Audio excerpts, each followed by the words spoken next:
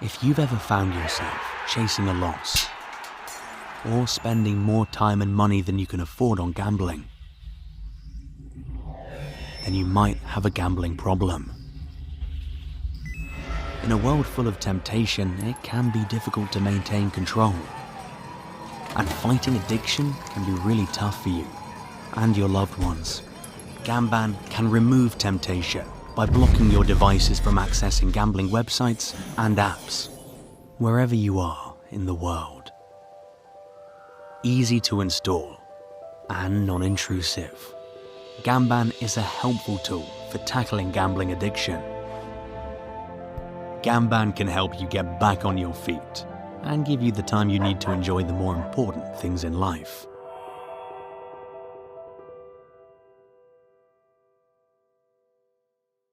We are back for season 2 of the Bet Free Life. I'm Christina, and I last placed a bet in March of 2021. You're going to hate me. I'm so sorry. Fuck. That was so good. Like, I always expect you to do your, all right, hang on a sec. Here we go. Take 362. Ready?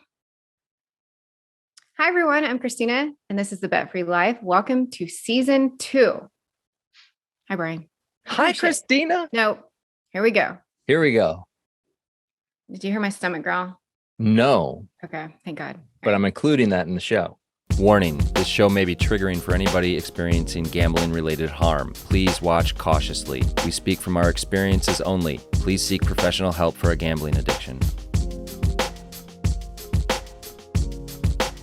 Hi, everybody. Welcome to season 2 of the Bet Free Life. I'm Christina. I last placed a bet in March of 2021.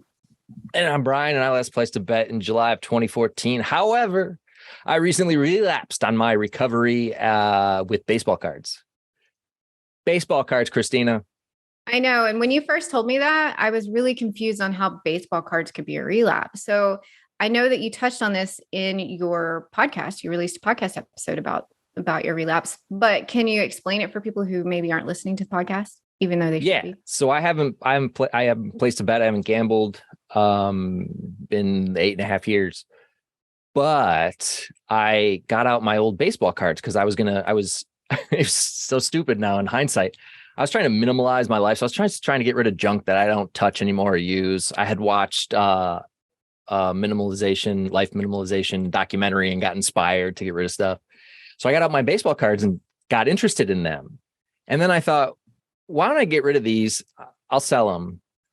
And then as I started touching them more and just being around them, I was like, I haven't bought cards in 20 years. Why don't I go buy a pack? So I bought a box instead of a pack. And that box lasted me several months. I mean, it wasn't anything, wouldn't have thought anything of it. Then I had my suicide thing. And then after that, around Christmas time is where it really picked up. Around the beginning of the year, for some reason, I was like, I got to go get more cards. And then that hunger just grew, and I kept buying more cards, compulsively buying more cards.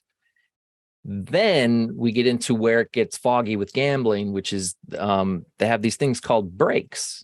So you'll go on eBay, and instead of bidding on a card or a box of cards that you get, somebody else will be opening 3 boxes of cards. And you'll bid on a team that you want, and then you get all the cards for that team. But they'll play the video live on YouTube, so you watch it as it happens. So there's excitement of them opening it up and what comes out, and then it's exciting another day because they mail you the cards. But I got really addicted to it to the point where I did financial harm. I've done harm to my relationship with my spouse. And there's a trust issue now. So it's something I didn't think, people mentioned to me about eBay, like, you got to watch it. And I never really was like, yeah, okay. I mean, I sell some stuff every now and then just to get rid of out of the house rather than just throw it away. But with the baseball cards, I got so addicted, and I was being compulsive. I wouldn't know if that qualifies somebody is visiting me as gambling or not, but I just count it as a relapse on my recovery because it didn't give me the same high as gambling, but it was a rush. And I think that's what's interesting when you talk about it. And I think when we can take any aspect of our life where we are being compulsive, and it kind of brings up those behaviors that our gambling did. So it's interesting that you were able to connect that and see that, this is part of your recovery as far as like staying in a certain lane and not like getting into those behaviors again and things like that. So I think it's really interesting how you connected that and decided that this was a relapse in your personal recovery. Yeah. Yeah. Do we need to take a break for a minute? Is. Maybe we'll press pause and I'll see what the little one wants. Oh, welcome back after our technical difficulty. I've bribed that technical difficulty to go sit over there for a little bit. She's getting a lollipop when Daddy's done. But yeah, so I did relapse on my recovery, and it sucks, but also, I mean, it lasted quite a while. I mean, about a year, I guess. In reality, the bad part of it was 6 months. So whatever it was, but once I was caught, this wasn't like when I stopped gambling, though that was, again, I hit a wall because I had no more money. But this was, I got caught by my spouse. So it definitely feels different. I feel like I know a tenth maybe of what people who get caught gambling are going through with their spouse, because I wasn't married when I was gambling. So I'm oblivious to this. So having some experience with this now, I really have to watch myself on acting compulsively with anything. It's just so hard, though, because once you leave gambling behind, my mind started looking for something else that would bring me something close to that. And subconsciously, even, it wasn't like I was out searching for something, but I was out there. My brain was like, what else do you really want to do? And this, took 8 years, but it landed on this. So though I did compulsively buy remote control helicopters as part of my gambling recovery. But I had relapsed with gambling after that, but I did do that in hopes to stop gambling. I just kept compulsively buying them. For some reason, it felt good to do that. And so I did that. Brain is a strange place. Being, 8 years in recovery, and I guess this kind of happened when you were basically 7 years in recovery, right? It's kind of given you this kind of reflection of like, this could show up in several different ways throughout my life, and having to kind of have that self-awareness and like, yeah, you've got caught, but now you're kind of looking at it as kind of a little slip in your recovery or lapse in your recovery. And it's kind of strengthening those same things back up that you had strengthened original. Do you think that you let your guard down, or do you think, because I think this is an interesting topic, because it's like, do we let our guard down, or do we always still kind of feel like this self-destructive button is walking beside us? Does that make sense, what I'm asking? The self-destructive button, I feel like, is always there. Me too. Like the angel and the devil. And the devil's always there. And sometimes you want to kind of like figure out what it wants to do. You're like, I have talked about this. Like, I feel like it's like this red button that's just constantly flashing off to the side. And it's like, self-destruct, let's self-destruct, let's self-destruct. So every day I have to kind of make the choice, and it's not every day, but there are times where I have to like actively make a choice not to hit the button, that's really, really flashing. I have to like make a conscious effort to just keep doing the right thing, or keep doing the next thing, or keep, just moving ahead without wanting to self-destruct everything. But I don't understand why I still sometimes have this need of self-destruct. Like, is this just something that I'm going to be not really struggling with? I don't want to make it sound like it's this everyday battle, but it's still something that's always in the back of my mind of like, especially when things are going really, really good for me. That's when I want to hit that button the most sometimes, which is just so fucking bizarre, but it's the truth of it. Do you feel like that sometimes? Yeah. Yeah. Like especially the better things are like that, which makes no sense to me, but that's things can be great. And you're searching for, how do I blow this all up? Yeah. How do I add some shame and guilt to my life? How do I add some chaos? Because chaos feels comfortable. Like this new stuff of like ease and like contentment and like peace doesn't feel natural because I've spent so long in this chaos. So it's like, I need to add some chaos just so I can feel a little normal. That's kind of what it feels like to me. And I think by hitting that self-destruct button, it kind of makes it feel like it's bringing that chaos in. And that seems to be because I was in survival mode in that chaos for so long, and it just felt like where I thrived the most. And so now when things aren't chaotic and things are going the way they're supposed to be, and I don't have like cutoff notices, and I don't have like 20 cents in my checking account, you know what I mean? It's just like, it feels wrong. And that's sad because it should feel good. It should feel normal. And it doesn't for me sometimes. So, well, you have to retrain your brain, right? To enjoy normal, to enjoy peace. yeah. And I think that that's part of the journey, right? Is starting to accept that peacefulness is great. Peacefulness is what we want. Peacefulness is the point of life. And sometimes that's just freaking hard. Well, let's see if our guest has any thoughts. Yeah, on I was going to say, maybe we should bring our guest in. Yeah. So this episode, we decided that we would just open up. We like to sometimes borrow from Reddit and take some topics that we discover on Reddit and talk about them. So we're going to do that in this episode. But to do that, we're going to bring in somebody else in recovery into the fold so you can get opinions other than just mine and Christina's. Lindsay is here. Lindsay was here last year for Chris. Lindsay, were you here twice? I know she was here for my 1 year episode. Yeah. For your 1 year, you didn't come to the holiday one that we did? I don't believe so. Okay. No. I don't believe so. But hello. I'm glad to be back. Yeah, welcome back. This is awesome. Lindsay was just Yeah. on my podcast, so she's joining today to talk with Christina and I about some Reddit thread prompts. Lindsay, do you just want to let everybody know where you're at in your recovery? Yeah. So it's been a little over a week since my last bet, but I have been in recovery since December of 2021.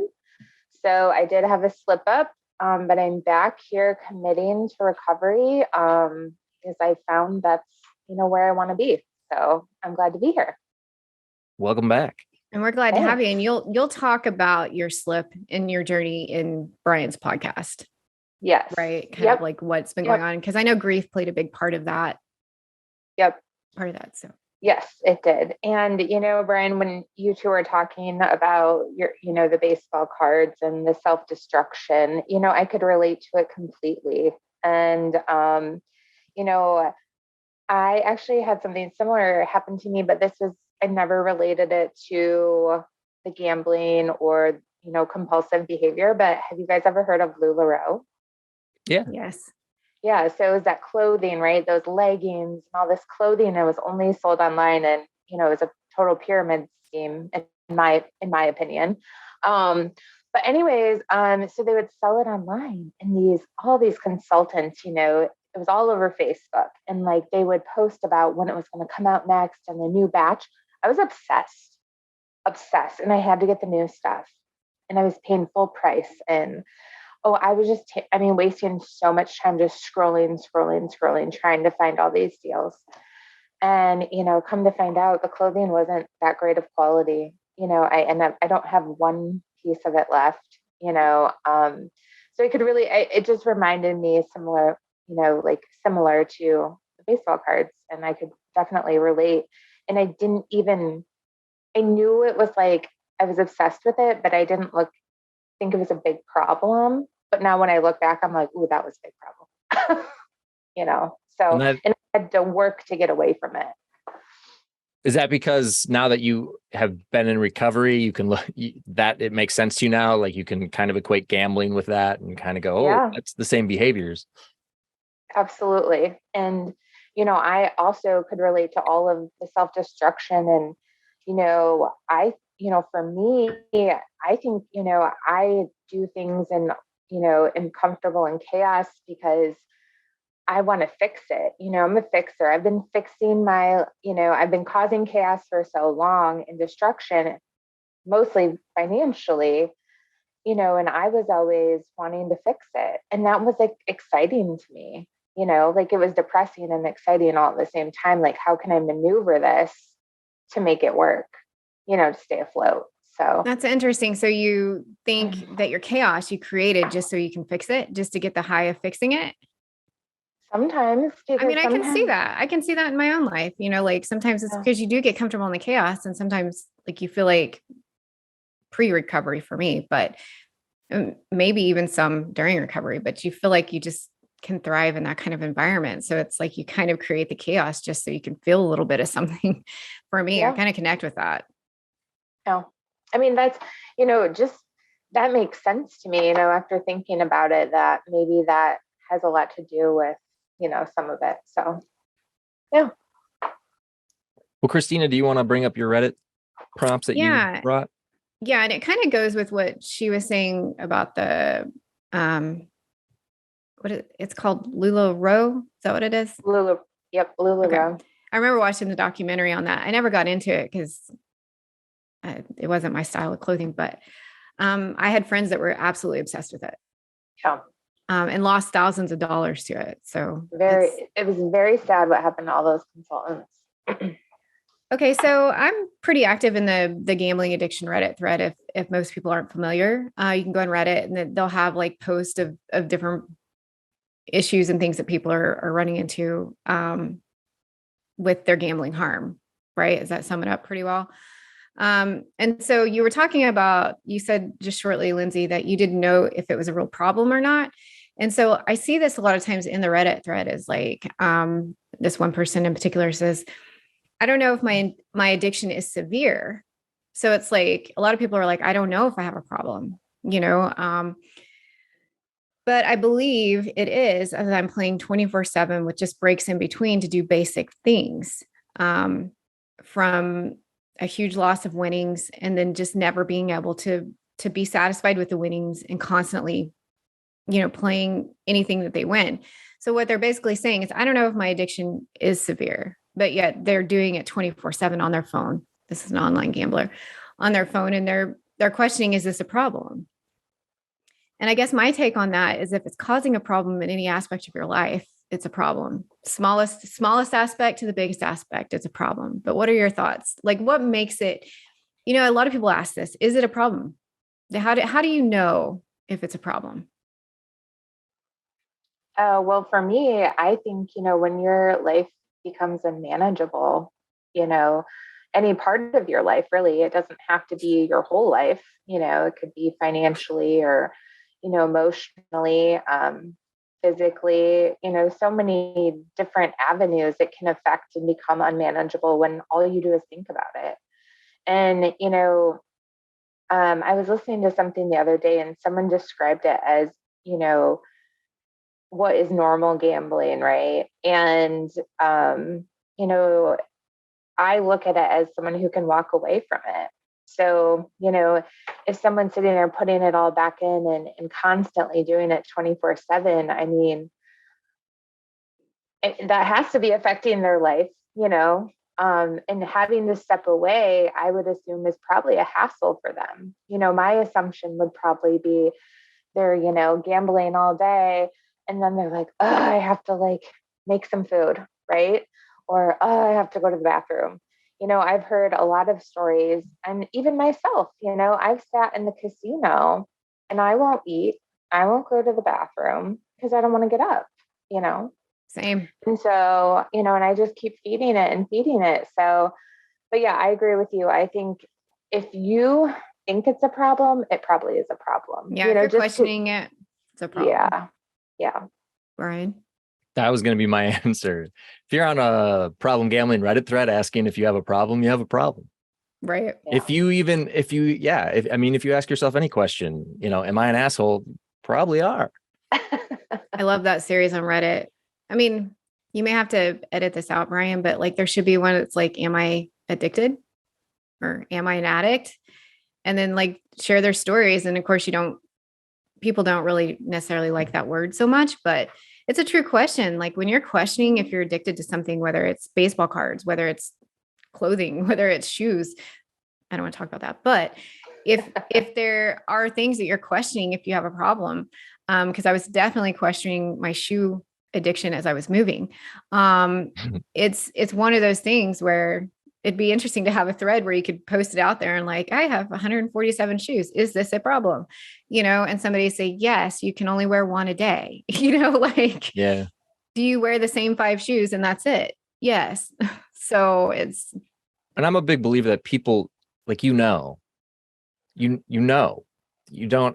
have to, I knew 3 months into my gambling, I had a problem. I still gambled for 14 years. I mean, I people think I know. knew I when it was think a that's, problem. I think asking if it's a problem is just somebody reaching out for help. Yeah. Yeah. And I think one of the things in recovery, though, when we're reading these stories and we get into like the Reddits or the group threads and there's this whole thing of like comparison, right? Comparing our stories to somebody else. So if somebody, their problem is so much of like, they're paying all their bills, they're still functioning, but they're just spending every extra penny they have. They're cutting back on their groceries. They're starting to kind of like cut back on these, but they haven't lost a house. They haven't missed a car payment. They're not getting cut off notice on their utilities. And so they'll get on these threads and they'll read these stories where people have just like lost so much. And then they start comparing their self to that. And they're like, well, I obviously don't have a problem because I'm still paying my bills and I'm still doing this. But yet they're starting that process of having to like cut back in other areas just to fund their gambling or to compensate for the money they lost gambling. So it's like a lot of times they can talk themselves out of it being a problem just by comparing it to somebody else's story who might have taken them on a different path. And so I always say, to be really careful of that, not to compare your journey to somebody else. And if you feel like it's a problem to you, if you feel like you have no extra money, you're not getting money in savings, but you're still able to pay your bills and you're questioning it, it's a problem. I mean, and it's a problem that I hope that you recognize now and start to address. So you don't get to where some of us did, where it caused extreme financial hardships and things like that. So my next Reddit prompt it was about the, what advice would you give to someone in a relationship with a gambler? Presumably somebody who has a gambling addiction or is experiencing harm. My advice to somebody who is in a relationship or their partner, spouse, whatever, has a gambling addiction or even a loved one is firmly put boundaries up.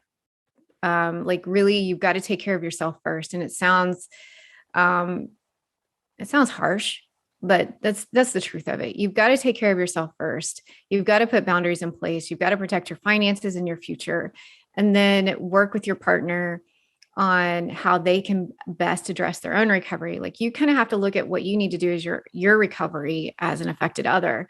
And as you work on yourself, you put those boundaries in place, you take control back of the finances and those types of things.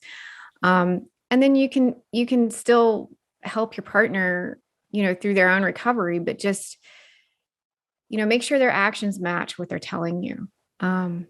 So, I mean, it's a tough position to be in, but, as somebody who is, I guess, a gambling addict still, because if I were to go back to gambling, I'd be just as addicted today. It's hard when your family puts those boundaries in place. My mom and my sister did. And, but through my actions, I've earned their trust back. And it's, that's just kind of the place you've got to be. That answer was so good that I can't do anything except go what Christina said. Lindsay, do you have any thoughts on that? I mean, Christina said it very well. I was going to say, well, this is going to sound really harsh. I was going to say, don't give them any money. Because, during my addiction, my family bailed me out a lot. And as much as I'm grateful for it, looking back again, all of this looking back and reflecting, I wish they wouldn't have, just because it just enabled me. And, every time I would get a bailout, I would, I'd be okay for a little while and then I'd go right back at it. So, I've cleaned up my debt so many times and then spent it all, and it's always gotten worse every time.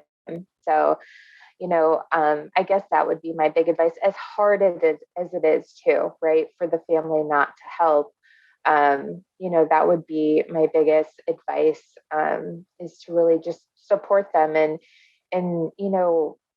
maybe learn more about gambling addiction to, understand a little bit better what they may be going through. And not that you have to, be there 24/7, but just, I think, for me, my support system, I would have loved if, maybe they would have looked at, what is it, Gam-Anon or something, know, but that's just an option. So. Christina, what's your next Reddit? Well, okay, I've got two more, but this one question, which kind of goes into what you were saying, it says, do ultimatums for gamblers ever work? As far as like, if the person you're struggling with has a gambling, and then you put ultimatums in place, and do they ever work? Well, I just want to touch on that a little bit, because anytime you back somebody in a corner and make somebody or force somebody into recovery, it's like the spouse that gets caught, right?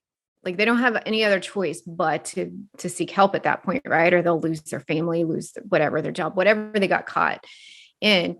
And, they're given these ultimatums. And I think that just ties into putting those boundaries in place and saying, hey, you've got to seek help. You've got to work on this. But there's also this understanding that the gambler themselves has to want it for it to really lock in place and really work. They have, because they're the ones that have to do the work at the end of the day.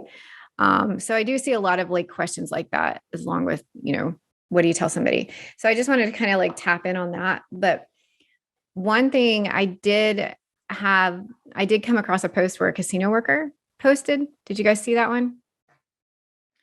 And he states that, I just wanted to read it because I thought it was interesting. We don't really hear from people who actually work at the casinos, or, you don't really, you see them, and if you're a gambler that's in there quite often, you get to know them a little bit. These people that work at the casinos, and they pay you your jackpots or bring you your drinks. So I thought it was interesting. Do you want me to read that? Sure. It says, hey folks, I'm a casino employee here. First of all, I'm so proud of each and every one of you who are working on beating your addiction. Whether it's been a day, a month, a year, I've seen this sort of thing play out in real life for so long to so many good people. For those of you who are struggling to work against your addiction, you have no idea, and you have no idea where to start. And then he gives the 1-800-522-4700 number for the National Council on Problem Gambling, which is also 1-800-GAMBLER for those of you listening. He says, nowadays, it gets a bit harder to stay away with online gambling, but if you have an issue with the casino and you want to stop, ask to speak to a manager, ask to speak to one of us. We'll take you to get you the information that you need to ban and seek help. And he says, there are options. They do exist. And I just want you to know that there is help available to you. And he said, we make the process as easy. And he's talking about his specific casino, but he says, we take that very seriously. He says, it may seem disingenuous, like I'm not real about this. He says some explicit words, but he says, I know how hard addiction is. And 99% of casino employees want to help you. So ask for help if you find yourself struggling while you're there. So I just thought that was kind of neat, It's nice that he's in a gambling addiction thread because he sees it so much. And he just wanted to encourage people to ask for help. I think that's the problem with online gambling, is that now the customer isn't there. So the people working who are at the other end of that online company don't see the person. And so there isn't that care when you don't see the person. It's like the money is meaningless because you don't see it. It's true. Just moving from one bank account into your online account and doesn't. And I think we've touched point on this even too, like with the workers that are in the casino, the ones that do get to see it hands-on. It's like, really, what can they really say to you though? I think that's where the question is, because a lot of times we often wish that, and that is the problem with online, is there, the connection isn't there.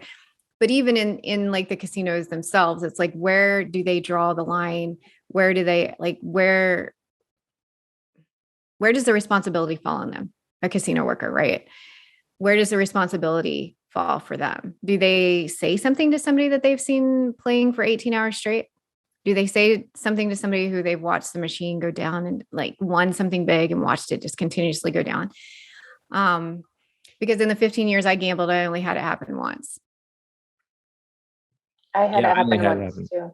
Sorry, Lindsay, I spoke over you. Could you repeat that? Sorry.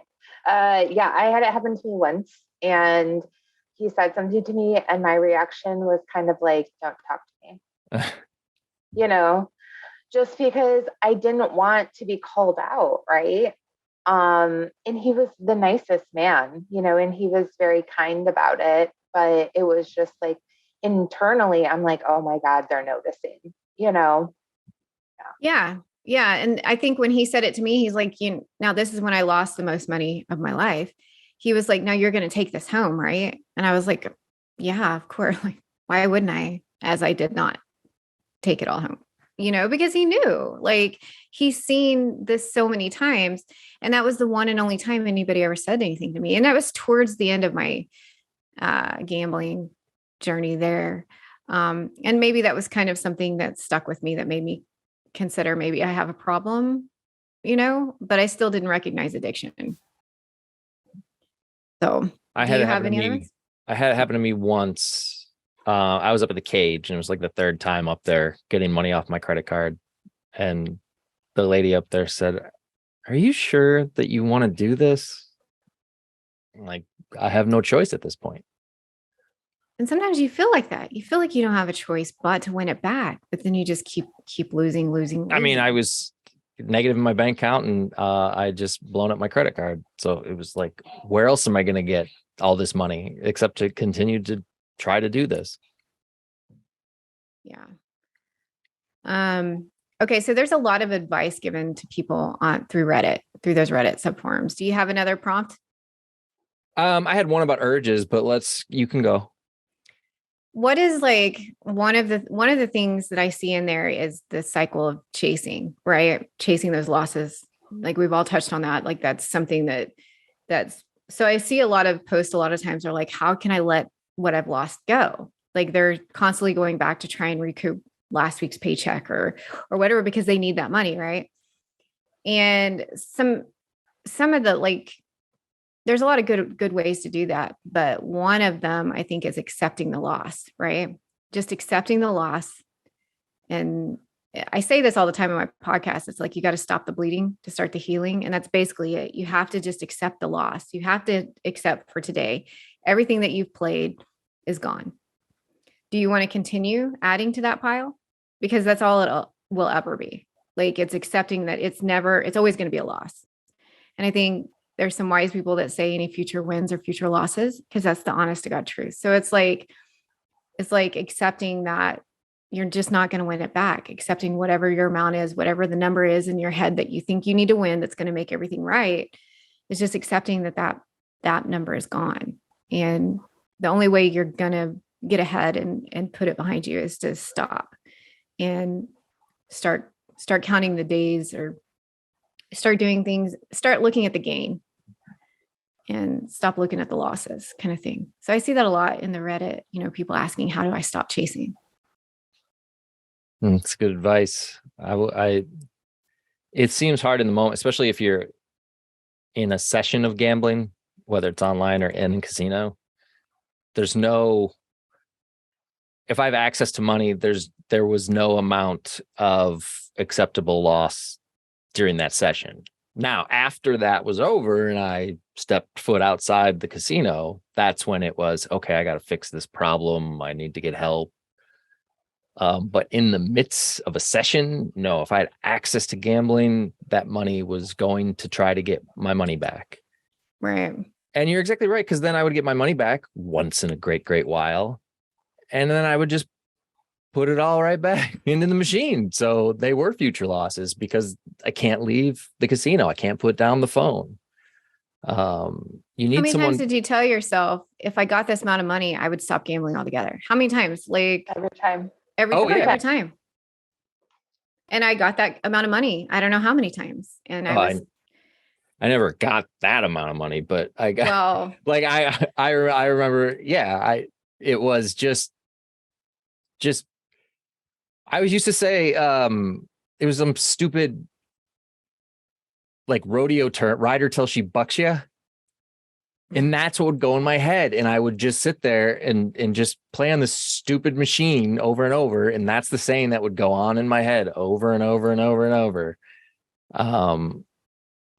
Ride her till she bucks you. And then she would buck me, and I'd continue to, because I was convinced of that gambler's fallacy. Like, I'm due, here it comes.